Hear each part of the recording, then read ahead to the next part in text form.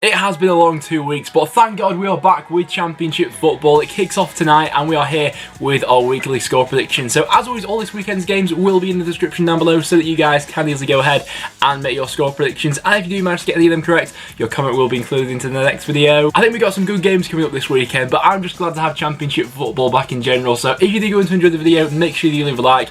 But without any further ado, let's hop into my score predictions. So starting out with tonight's game, which sees Derby going up against Cardiff City. Now, being the Friday night game, I'd like to say this one will be a good game as it's on Sky and everything, but I'm just not really too sure. It's two sides who haven't quite clicked into gear so far this season. Derby, before the international break, got absolutely torn apart by Brentford and lost that game by 3-0. Under Philip Cocu so far, they're still trying to find the formula. I think that their midfield hasn't quite been functioning in the right way. Obviously, they've been playing with that 4-3-3 formation, which means that you can't really get the best out of both Merritt and Waghorn, as one of them has to be pushed out wide. But it's a good opportunity going up against a Cardiff side who they themselves haven't really set the world alight in the Championship so far. Cardiff's last game was a 1-1 draw against Fulham. Before that, they had a goalless draw against Blackburn Rovers. So Cardiff will be looking to put things right. They're drawing a lot of games at the moment, and to be honest, I could maybe see this game heading in a similar direction. I do think that Derby are better than they have shown so far this season, but they're still trying to figure themselves out. I think that it's looking more than likely that Bielik will be moved into midfield for this one, so maybe that'll help. But for a prediction, I'm going to go for a 1-1 draw. Don't think there'll be a lot to separate them. FIFA's going to say it'll be 2-0 Derby. Saturday's early kickoff sees Fulham going up against West Brom, a really interesting one. Two of the sides who a lot of people are tipping for automatic promotion this season, and this will be a good one to gauge where both sides are at this point in time. West Brom obviously unbeaten in the league so far, 3 wins, 3 draws. Fulham coming off the back of a loss and a draw in their last 2 matches, so they'll be looking to get back to winning ways at Craven Cottage. Obviously, Harry Arter will be suspended for this one after that ridiculous dive in the game against Cardiff, but Fulham do have other options in midfield to come in for him.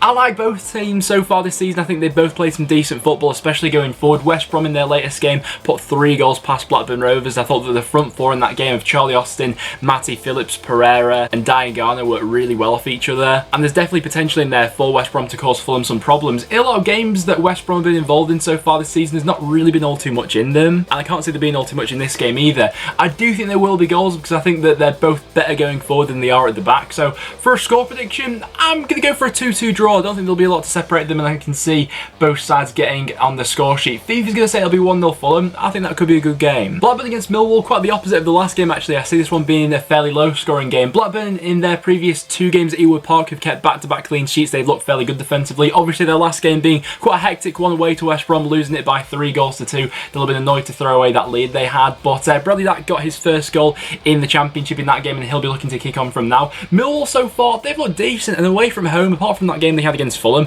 have put in some decent performances. You know, they played very well in the game away at Middlesbrough, where they probably got unlucky not to get all 3 points from that game. They played well away to West Brom as well. They can hurt you going forward, and they've looked good so far. I think a lot of the new players that they brought in during the summer have bedded in fairly well. Blackburn, though, have made themselves difficult to break down. Going forward, I'm still not overly convinced by Blackburn so far, but I think that as soon as a couple more of their new signings do start to really click into gear, then we could see Blackburn scoring a few more goals. I've got a gut feeling that Blackburn may just edge this one, being the home side, and they've looked alright at Ewood so far.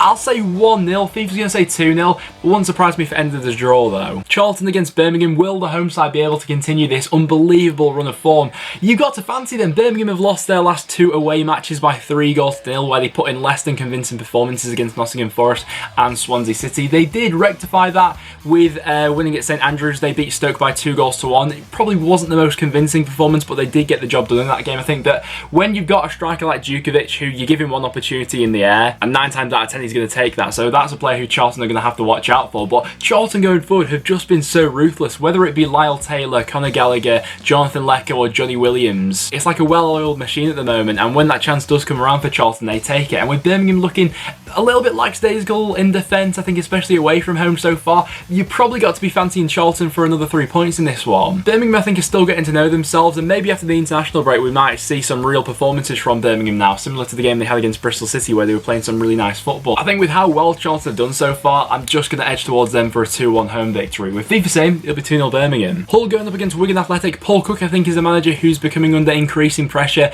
and needs to turn results around sooner rather than later, to be honest. But do I see him doing that against Hull, I'm not really too sure. Wigan so far yet to pick up a point on the road so far this season, and they're going up against a Hull side who they themselves probably haven't really got going for the season so far, but they have put in some decent performances. They've got a bit unlucky here and there, and this is the sort of game where Hull might really look to kickstart their season. Obviously, Josh McGuinness will be suspended for this one after getting 2 yellow cards in the game they had against Millwall, so I'm guessing that Tom Eaves will look to come in and lead the line for Hull in this game. He's still looking for his first goal for the club, but so far this season, Grosicki and especially Jared Bowen have both been on form. Grosicki after scoring a fantastic goal against Millwall, and Bowen already showing his capabilities of scoring from wide areas. I think they could hurt Wigan from quite a few areas. I think that it's been confirmed that Josh Windass is still out injured for Wigan. He really could do with the result in this one to pick up the morale after the international break, but I'm not sure how likely that is. I think that Hull might have a good time in this one. I'm going to back the home side for a 3-1 victory, with FIFA saying it will be 1-0 Wigan. Middlesbrough against Reading is a game which I don't say there being all too much to split these two sides. Middlesbrough at home so far this season have had a win, draw and a loss, and Reading away from home have had a win, draw and a loss. So for this one, I think we've seen good and bad of both sides so far this season. Reading especially, I think we've seen some real flashes of brilliance from them.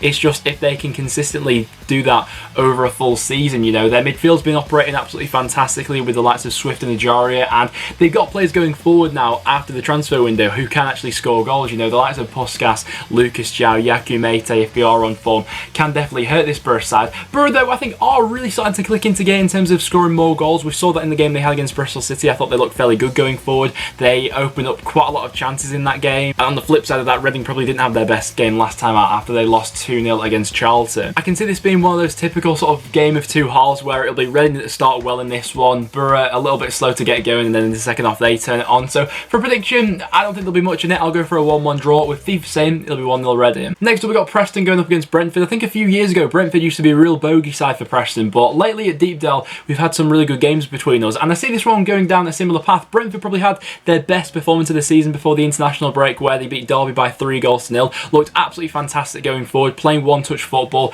They were brilliant on the counter-attack. We even saw, I think, Sergi Canos playing at right wing back in that game, so I'm interested to see if tactically they set up the same for this game at Deepdale, where Preston are unbeaten so far this season. So Preston should be fairly confident going into this one. However, our injury list is already piling up. For this game, it's highly doubtful that Maguire or Barkhuizen will be back in this side. We've got Tom Clark, David Nugent and Louis Moult who are still out. Hopefully we'll be seeing Andy Hughes and Donald Fisher returning to the starting 11. I think that will give us a big boost, especially because Brentford are so good from wide areas. That means that going forward, I'm not really sure what Alex Neil will do, whether he'll stick with Billy Bowden up front, who played there against Nottingham Forest, or bring in Jayden Stockley. Week to week so far this season, we've been making probably like 4 changes each week to our starting 11, but it seems to be working for us so far this season. So God knows what the starting 11 is going to be. I couldn't predict it right now, but Alex Neil seems to know the winning formula with us so far this season. You know, we have been doing well. Our last game was a 1-1 draw away at Nottingham Forest. I thought we played fairly well for that game, considering some of the absences we had in the squad. For this one, I think I'm going to go for a draw. I'll go for a 1-1. I think that our injuries may start to catch up with us now, and Brentford looked really good before the international break against Derby, so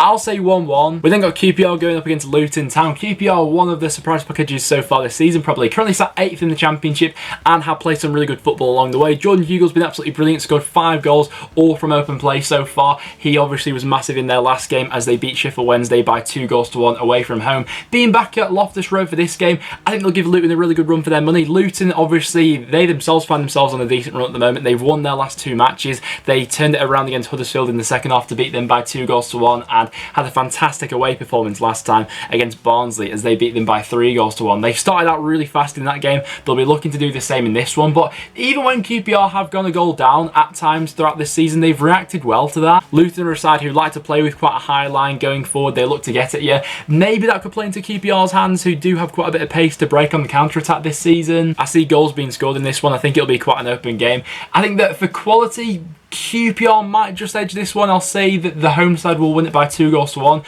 whereas FIFA's back in Luton for a 2-0 away victory. Stoke versus Bristol City. Nothing's going right for Stoke at the moment. They're sat bottom of the Championship and are yet to win a match so far this season. Going up against the Bristol City side, who I think most people have liked the look of so far this season. They played some good football. The interesting thing about this one is that informed striker Binikafobe obviously won't be able to play as he's currently on loan from Stoke to Bristol City. So I'm interested to see what Lee Johnson does to switch around the team for this one a little bit. Obviously, they've still got Callis out injured, and I believe that Nagy is also an injury doubt for this one. There's no doubt that Bristol City have the quality to win this one, but Stoke need to turn around their fortunes sooner rather than later. You feel like the next 5 games are absolutely massive for Nathan Jones and his future at Stoke City. Probably one of the worrying things about Nathan Jones recently is that Stoke have played 4 different formations in their last 4 matches. They experimented with 3 at the back for a little bit. I think in the game they had against Birmingham, they went for a 4-5-1 formation and have been sort of drifting away from that diamond and 2 strikers who they have been playing for the majority of time before that. So really Nathan Jones just seems to be desperately trying to see if anything will work for them at the moment, and seemingly nothing is. With some really tough games coming up though, they really need to take full advantage of the home games they have in the next few weeks, and against Bristol City, I mean, the away side has the quality to win this one.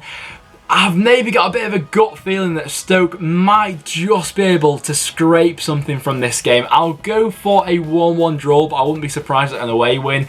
Thief is going to say it'll be 1-0 Stoke. They need to start picking up points soon. We then got Swansea going up against Nottingham Forest. Will Steve Cooper have the manager of the month curse after winning it for the month of August? Swansea obviously have been fantastic in their last 4 home matches in all competitions. They've scored 15 goals. They picked up a brilliant result on the road before the international break, beating Leeds by 1-0. But they're going up against a Forest side who haven't lost since the opening day. I think their away form has also been really respectable so far. You know, they picked up a point at Ellen Road. They picked up a point against a really informed Charlton side, and they went on to beat Fulham at Craven Cottage by 2-1. So Forest definitely can't be taken lightly in this one. They've also got players returning into the squad now. People like João Carvalho, who's already had an instant impact, scored in the cup game they had against Derby and set up the equaliser for Odoma in their last game against Preston. Forest in that game against Preston probably wasn't their best performance of the season so far. They were a little bit sloppy for it and didn't really get going until the last sort of 20 minutes of that game. But they're still picking up results even when the performances haven't been the best at times so far this season. And when they have been playing good football, they've been scoring goals. You know, that was seen in the game they had against Fulham. Swansea are sat top of the Championship for a reason though, and at home it's hard to back against them. But do you know what, with Forest lately,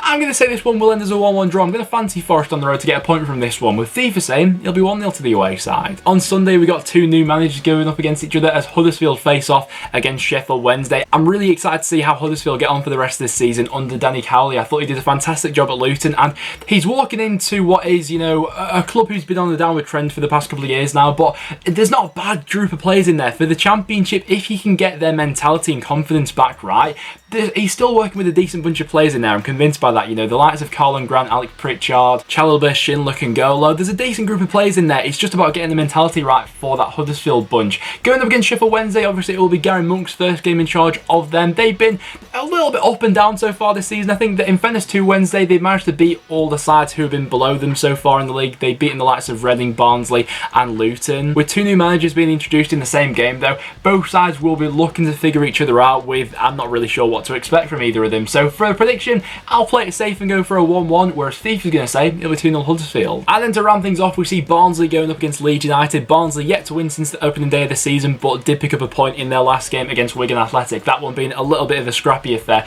Going up against Leeds, who did lose their first game of the season before the international break against Swansea, albeit they did get a little bit unlucky in that game, considering the amount of possession and chances they did create. And you're thinking that in terms of the quality of each side going up against each other, you would think that Leeds would have a little bit too much for Barnsley, but who knows? I see this one being a bit of a tasty game. In every game that Barnsley have had at Oakwell so far this season in the league, they have at least scored a goal in each of them. And although things haven't always clicked for Barnsley so far, I think that, you know, at the back sometimes they have looked a little bit slack, and Leeds could really take full advantage of that. I do still see a few goals in that Barnsley side. When Leeds are in the mood though, they can really take over. I think it's absolutely imperative that Barnsley start this game well. You know, they started awfully in the game they had against Luton. They were 3 goals down about half an hour into that game, and if that happens against Leeds, there's absolutely no coming back from that. But I think that Barnsley will raise their level a little bit for this one, but I still think that Leeds will have too much. I'll go for a 2-1 Leeds victory in this game, with FIFA saying it'll be a 1-1 draw. But guys, there you have it. There are my Championship predictions for this weekend's action. So do leave it in the comments down below. What do you think